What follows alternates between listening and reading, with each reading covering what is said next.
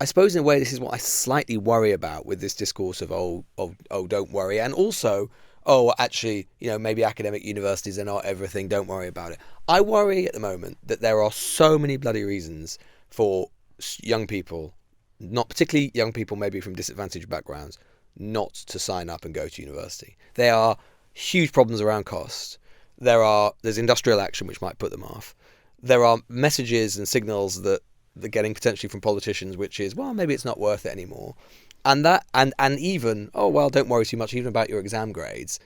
And we know for a fact that for a small but not inconsiderable group of disadvantaged young people, that this will be their ticket to social mobility, which is something that politicians always talk about. So I really worry about these signals that are being sent out, because let's be honest, we all know that for so many of those politicians, if their kids were the ones who turned around to them and said, Prime Minister, I'm sure Rishi Sunak doesn't insist his kids call him Prime Minister, but actually I'm thinking about not going to university, their reaction would be, no, you bloody well are.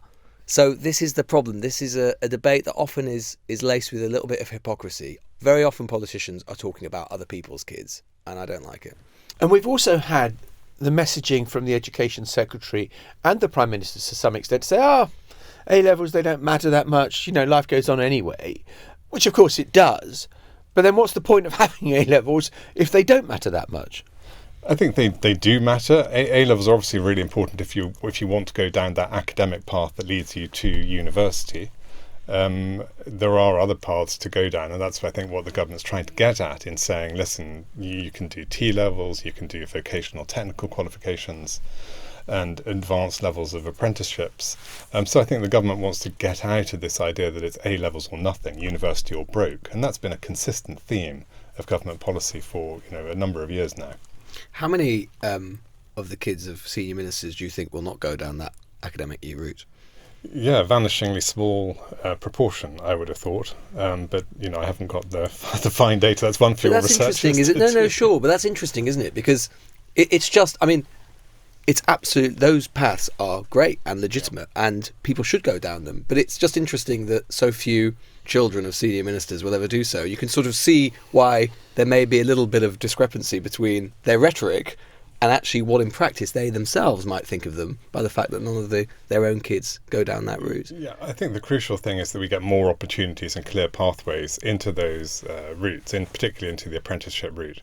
Yeah, it's been well flagged that this would be a tough year in terms of those expecting to get the highest grades. There's clearly been a return to the old pre-pandemic rate of people getting A stars and A's, and that would have been tough for a very large number of people who've been through a really gruelling period in their school years.